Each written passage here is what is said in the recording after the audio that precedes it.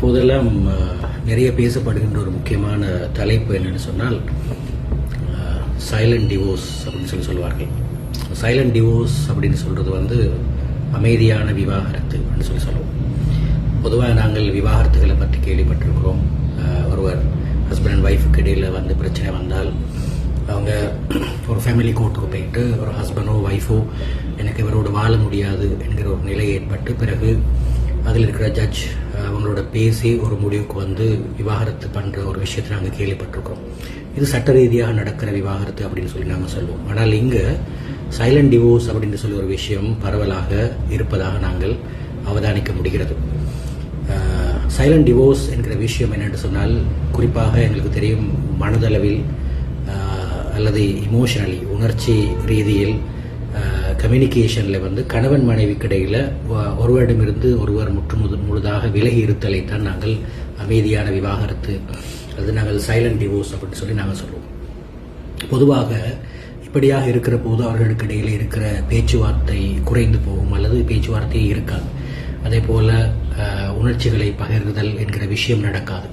அன்பு, கவனம், பரிவு இது எல்லாமே எதிர்பார்க்க முடியாத ஒரு நிலைக்கு மாறுவார்கள். அதே போல ஒரே வீட்டில் வாழுகிற தனித்தனி நபர்களாக அவர்கள் வாழ ஆரம்பிப்பார்கள். நாங்கள் சொல்லுவோம் ஒரே கூரையின் கீழ் வாழுகிற ஹாஸ்டலர்ஸ்ன்னு சொல்லுவோம். அதே போல ஒரு நாளும் பிரச்சனைகள் குறித்து பேசாமல் தவிர்க்க ஆரம்பிப்பார்கள். அதே போல் அவர்களுக்கு கூடுதலாக அவருடைய கன்வர்சேஷன் எதில் இருக்கும்னு சொன்னால் குழந்தைகளை பற்றியதாக இருக்கும், அல்லது பணத்தை பற்றியதாக இருக்கும், அல்லது வீட்டு பொறுப்புகளை பற்றியதாக இருக்குமே தவிர அவர்களுக்கு இடையில் இருக்கிற சைக்காலஜிக்கலி இருக்கிற பாண்டிங் சம்பந்தமானதாகவோ அல்லது உணர்வுகள் சம்பந்தமானதாகவோ கம்யூனிகேஷன் சம்பந்தமானதாகவோ இருக்காது. அதே போல காலக்கிரமத்தில் அவருடைய உடல் நெருக்கமும் குறைந்து போவதை நாங்கள் அவதானிக்க முடியுமா இருக்கும். இந்த மாதிரியான ஒரு அறிகுறியை நாங்கள் காணுகிற போது அவர்கள் சைலண்ட் டிவோர்ஸில் அல்லது ஒரு நாங்கள் சொல்லும் அமைதியான விவாகரத்தில் இருக்கிறார்கள் என்பதை நாங்கள் புரிந்து கொள்ள முடியுமா இருக்கும்.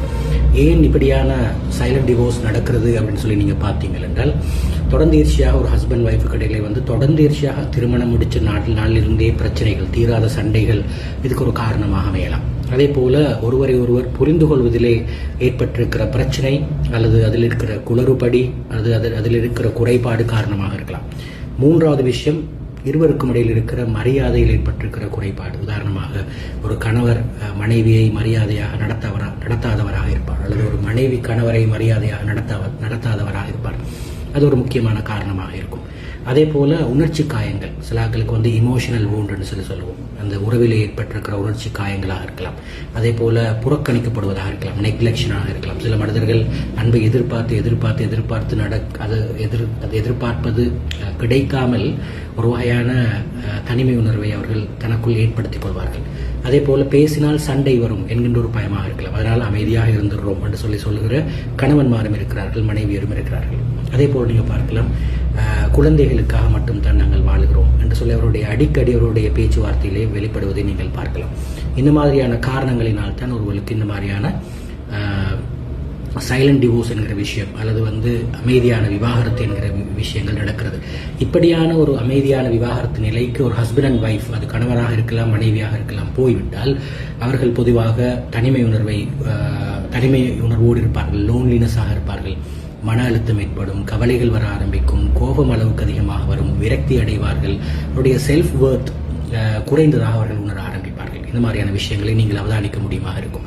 அப்போ என்ன செய்யலாம்? இப்படியான நபர்களை நாங்கள் நிறைய பார்க்கிறோம். எங்களுடைய நண்பர்களும் இருக்கிறார்கள், தெரிந்தவர்களும் இருக்கிறார்கள், உறவினர்கள் இருக்கிறார்கள், பக்கத்து வீட்டார்கள் இருக்கிறார்கள். என்ன செய்யலாம் என்று சொன்னால், முதலாவது விஷயம், அந்த ஹஸ்பண்ட் ஒய்ஃப் 2 பேருக்கும் இடையிலே ஒரு ஓப்பன் கம்யூனிகேஷன், ரைட்? குறைகளை பற்றி பேசாமல், குற்றச்சாட்டுகளை முன்வைக்காமல் ஒரு ஓப்பன் கம்யூனிகேஷன் 2 பேருக்கும் இடையிலே திரும்ப நாங்கள் ஏற்படுத்தப்பட வேண்டும். அவர் 2 பேருக்கும் இடையிலே ஒரு நல்ல ஓப்பன் கம்யூனிகேஷன், ஒரு மனம் திறந்த கலந்துரையாடல் நடத்தப்பட வேண்டும் என்கிறது முதலாவது விஷயம். இரண்டாவது முக்கியமான விஷயம் என்னென்னு சொன்னால், அவர்கள் 2 பேரும் அவருடைய இமோஷனல் நீட்ஸ் பற்றி கதைக்க ஆரம்பிக்க வேண்டும்.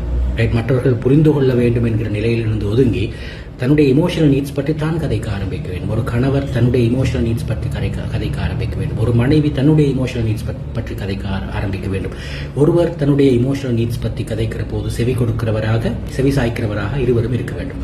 மூணாவது முக்கியமான விஷயம், சில போது அவர்களுக்குள் கப்பல் கவுன்சிலிங் என்கிற விஷயம், அதாவது இந்த நாங்கள் சொல்லுவோம் கணவன் மனைவிக்கு இடையிலே நடத்தப்படுகின்ற ஒரு உளவல் துணை செயற்பாடு, இந்த கப்பல் கவுன்சிலிங்க்கு அவர்கள் வழிகாட்டப்படலாம். அதன் மூலமாக கூட அவர்களுக்கு நல்ல பெறுபேறுகளை பெற்றுக்கொள்ள முடியுமா இருக்கும். அதே போல எப்போதுமே கம்யூனிகேஷனை பொறுத்தவரையிலே நான் உன்னை உணர்கிறேன் என்கின்ற அந்த வார்த்தையை அடிக்கடி சொல்ல கற்றுக்கொள்ள வேண்டும்.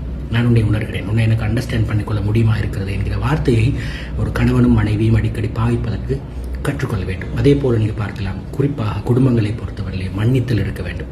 ரைட், ஆரம்பத்திலே என்னதான் ஹர்ட் பண்ணப்பட்டிருந்தாலும் அது நாங்கள் மன்னிப்பதற்கு கற்றுக்கொள்ள வேண்டும். அதே போல எங்களுக்குள் எல்லைகளை வரையறுத்துக் கொள்ள வேண்டும். நாங்கள் எப்படி எங்கள் உறவை இதற்கு பின்னால் நாங்கள் கட்டி எழுப்ப போகிறோம், என்ன மாதிரியான நேரங்களை நாங்கள் செலவழிக்க போகிறோம், எப்படி நாங்கள் குவாலிட்டி டைம் ஸ்பெண்ட் பண்ண போகிறோம் என்கிற விஷயங்களை இருவரும் கலந்து ஆலோசனை செய்வதன் மூலமாக நாங்கள் இந்த அதாவது அமைதியான விவாகரத்திலிருந்து விடுபடலாம், ஒரு நல்ல உறவை கட்டி எழுப்பலாம். அதே போல நீங்கள் எப்போதும் மனசிலே ஒரு விஷயத்தை ஞாபகம் வைத்துக் கொள்ளுங்கள், பேசாமல் இருப்பது அமைதி அல்ல, அது மெதுவான பிரிவு என்பதை ஞாபகம் வைத்துக் கொள்ளுங்கள். பேசாமல் இருப்பது நாங்கள் நினைத்துக் கொள்கிறோம், பேசாமல் இருப்பது எங்களை தப்பிக்க வைப்பதற்கான ஒரு வழியாக நாங்கள் எடுத்துக்கொண்டாலும் கூட அது ஒரு அமைதியான மெதுவான பிரிவு என்பதை நாங்கள் மனதில் வைத்துக் கொள்ள வேண்டும். ரைட், இந்த விஷயங்களை கருத்தில் கொள்ளுங்கள். நீங்களும் இப்படியான ஒரு நிலையில் இருந்தால், ஒரு சிச்சுவேஷனில் இருந்தால் அதற்குரிய வழிகாட்டல்களை பெற்றுக் கொள்ளுங்கள். சொல்கின்ற விஷயங்களை சரியாக வாழ்க்கையில் நடந்து கொள்ளுங்கள். நிச்சயமாக ஒரு நல்ல வாழ்க்கை எல்லோருக்கும் அமையட்டும் என்று பிரார்த்தித்துக் கொள்வோம்.